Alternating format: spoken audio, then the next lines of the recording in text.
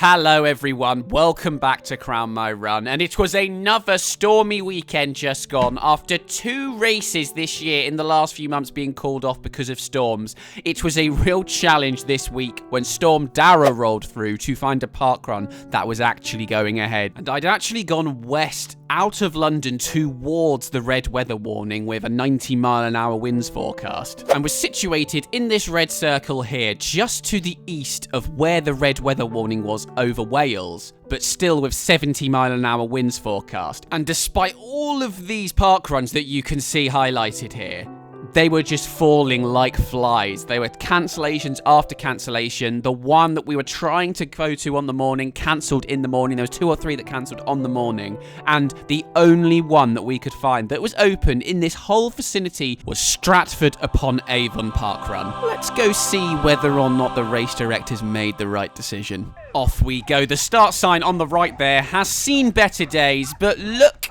it's a lovely day at Parkrun. The dogs are enjoying themselves. It's drizzling, but at the moment the wind's not too bad. We are getting underway in, I don't know, around 20th position. We are at the start of a marathon training block, week 3 of 20, so we're not going for an absolutely rapid time, but of course we always get a little bit too competitive here at Parkrun, and my mate is with me just behind at the moment, looking around, and there's not a chance I'm going to let him beat me. As we turn right onto the grass, didn't really know how much was grass versus tarmac here, but it turned out it was only this stretch of a few hundred meters where there was any grass, so that was very nice, as I do much prefer running on the tarmac.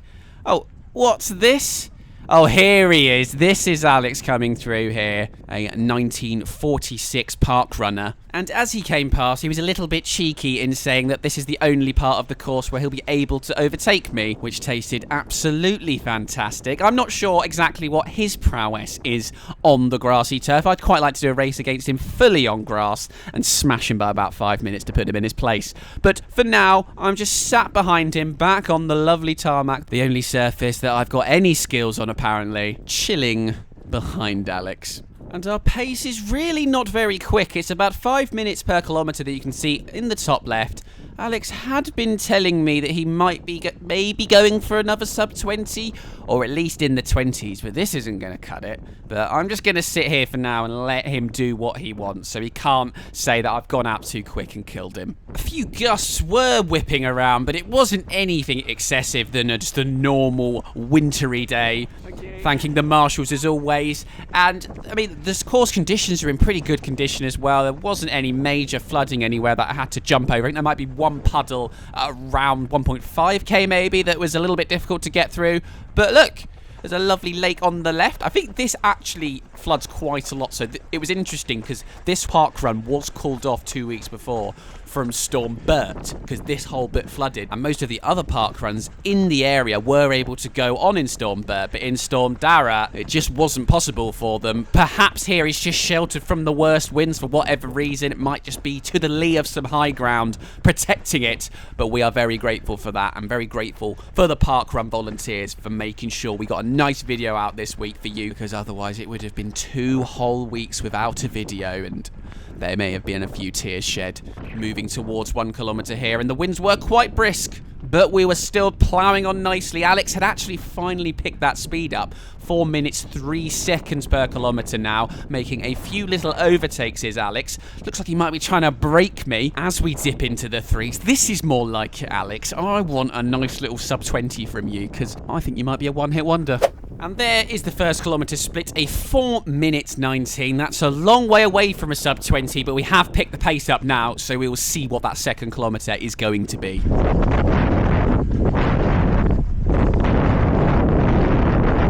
You can hear the wind now, but it's actually a crosswind. You can see on the map on the bottom left, we were tracking north to south at the moment. The winds were coming from the west, so this was where it was definitely windiest here, but it was only a crosswind. And once we come round to start the second lap in a second, the actual start should have been in the headwind, but Couldn't actually feel it being that windy there, so that part of the course must have been well sheltered, which I'm pretty grateful for. And as we approached the end of the first lap, I decided to move alongside Alex and kick his ass into gear, as he had dropped back to around 420 per kilometre, and ain't nobody got time for that. Although, as we moved back on the grass section, briefly he did think he was Dr. Bigcock again. So I put in a little bit of a surge to let him know who was his daddy. I'm a fucking grass wizard. Second kilometre, a 4:13, a little bit quicker, but it was right now that I decided, right, let's really see what Alex is made of and get ourselves in the threes, because he's done a 4:19, a 4:13. He should be able to do at least a 4 flat now.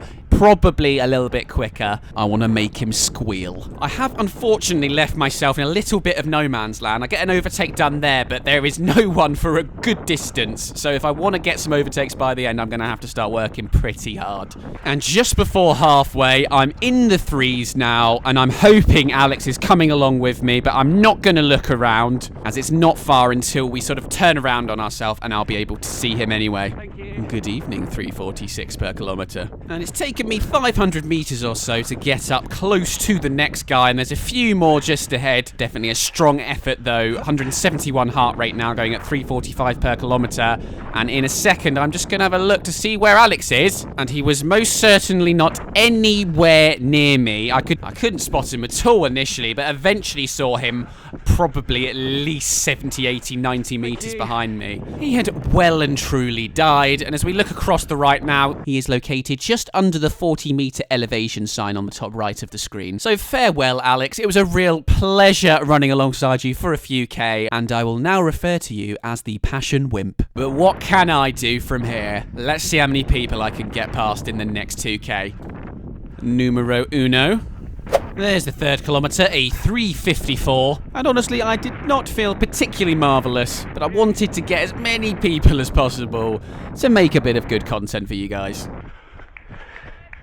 Thank you. End of the second lap now. Just the one to go, and that lovely finish on the grass on the right, unfortunately. Let's hope I don't slip over. It might start to get a little bit tricky from here on in, overtaking a few of the people I'm lapping, but honestly, it wasn't that busy, as the only people that had made it were parkrun absolute fanatics in this storm. Closing in on orange alphas just ahead, having a look to see where Alex was. A bloody long way, as I make it past orange alphas. Very slippy here. I did almost fall over, to be honest, but I stayed on my feet, thankfully, and I can see two more people just up ahead. And I did have to start doing a little bit of dodge, duck, dip, and dive around the puddle there to avoid going too close to the runners that I was lapping. Thankfully, I had made the decision to run in my Nike Trail 4s, as I wasn't sure how much was tarmac versus grass before we got here, and I think that did avoid potentially a little bit of a disaster, as the other shoes I had were the Vaporfly 3s.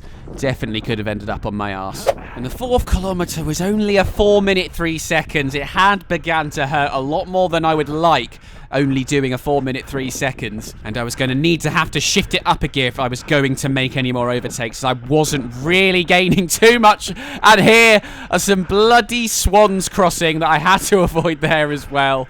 Oh, it's all kicking off at Stratford Upon-Avon Parkrun. But those swans have apparently given me something extra. Having to avoid them, I knew I was going to lose some time, so I picked it up directly afterwards, and I'm now in the low 340s, and I think actually catching the people ahead now. And at 700 meters to go, we are very close now to Mr. 100 Parkruns, and shortly afterwards we see him off. We are now approaching quite a few lapped runners. Things could get a little bit interesting. The lad ahead's heard me breathing out my arse as I come towards a puddle that I cannot avoid, splashing through it.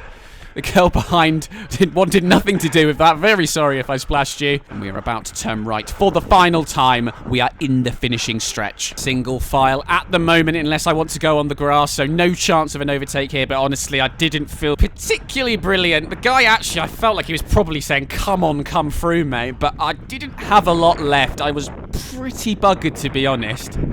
Thank you. Yes, that is definitely the most laboured thank you of the parkrun so far. Let's see if a nice bit of road can finally spur me on to get past, and it does. Lovely jubbly. Only 250 metres to go. What have I got left? And there's another runner here in the red hat that I can overtake if I fancy it, and I absolutely do fancy it. It's 200 to go now. Do I have the famous Mills kick left in me? We are into the 330s at least, then into the 320s. I can see home. Hopefully we don't get held up anywhere too much here. Scoot round the right of this lady. Yep, we are through, and we are approaching the finishing kick. Come on, J Mills. Deliver what fans flock from all over the world to see from you. Can you get in those twos? Oh, you sound not very well here. It's a meek old little finish there. I call that marathon training legs. But the final kilometre was a 3:41, so I had put a really good amount of effort in there. And Strava said that I did a 3:15 per kilometre final 100 metres, even if Garmin didn't pick it up. And there's my finishing time, a 20:13 in 16th position, missing out annoyingly by 13 seconds on a sub 20.